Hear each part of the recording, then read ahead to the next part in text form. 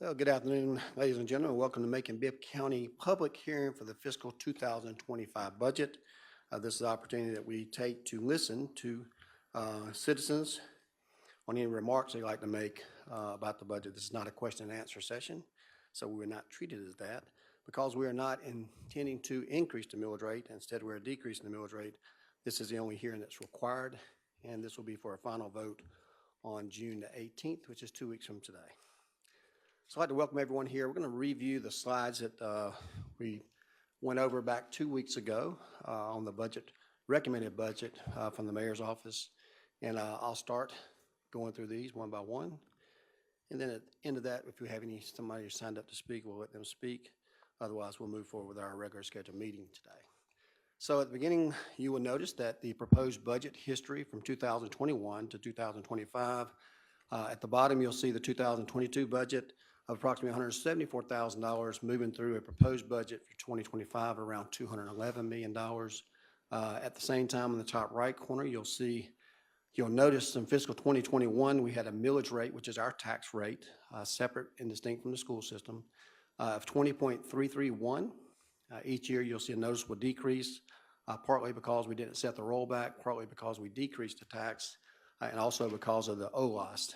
You'll come up in 2025, which is the proposed millage rate that I am requesting of 9.9 for the millage rate. It goes below the 10, and then we'll revisit that rate at the time we have our tax digest completed. Next slide.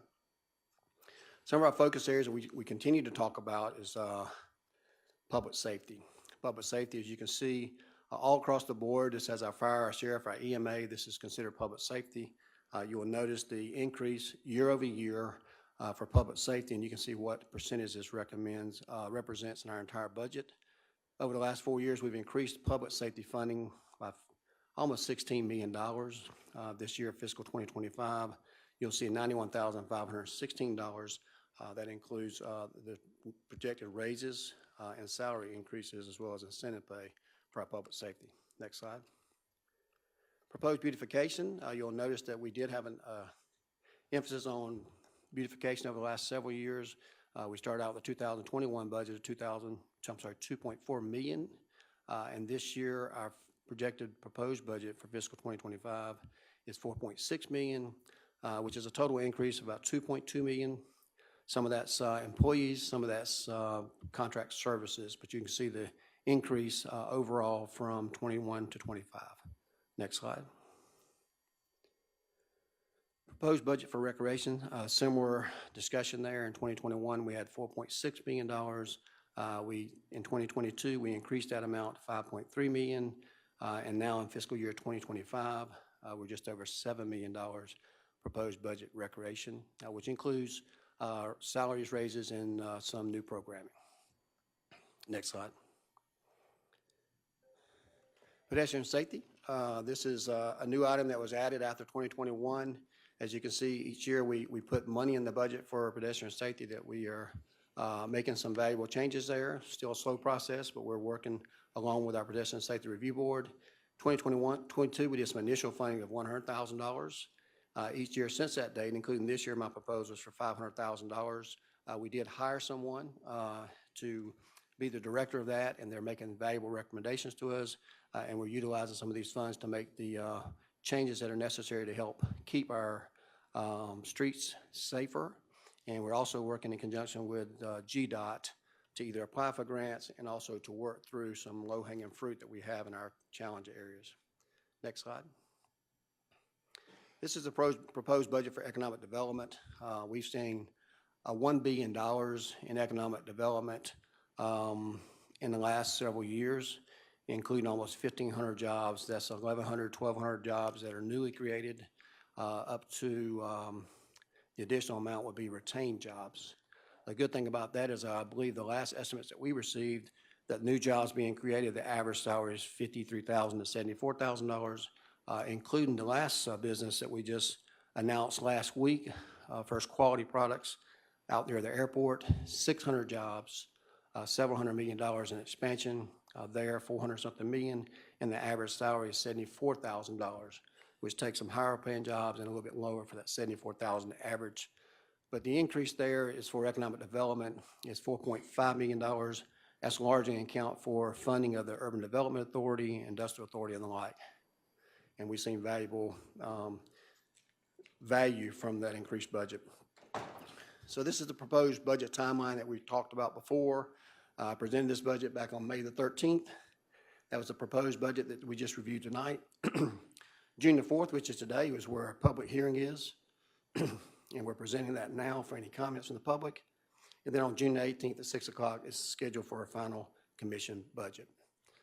So at this time, if anyone has completed an application to speak tonight, we'll collect those and allow you an opportunity to speak.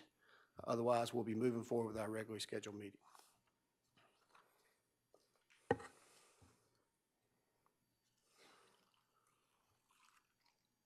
I don't see that anyone has filled out any paperwork, so we'll begin our meeting, and I have a question already from Commissioner Watkins.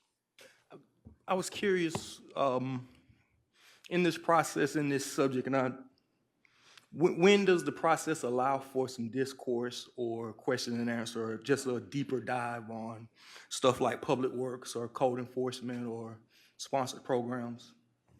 I think the discourse started when you started sending all the numerous questions to our staff that they've been answering for you over the last several days and completed. Several other commissioners have followed the process and submitting questions to us that we've been able to get answers back to. We're going to continue to do that process. Hopefully answer everything, and then on June the 18th at our meeting, certainly at that time would be appropriate time to ask any further questions, and you can either vote yes or vote no on that day, or make any amendments that you choose. So, and I know sometimes, and for me hearing the questions or discourse from other members, as well as the public, can be beneficial to the entire body. Like, I don't know, like even in the follow-up, and I appreciate it, you guys have begun to send me some answers and some data, but now I would like to have an opportunity to do a deeper dive on some of that information and some follow-up discourse, which, and again, it doesn't seem as though there's much opportunity for that. And some of my questions I asked in 2023, I did not get an answer then. I'm asking them almost for a second time now, and your staff has avoided those questions. Well, I would disagree that we avoided the questions, but you can feel free to ask any questions that you like to. We'll make sure that we meet the qualifications laid out in the charter on what responses we give to you. You can continue to ask questions that this body as government is not responsible for, and we will not be answering those questions. So if you ask something about money collected by the Macon-Bibb County for parking meters, you're going to get the exact answer that you got. That's not a Macon-Bibb County function, and we don't have that information.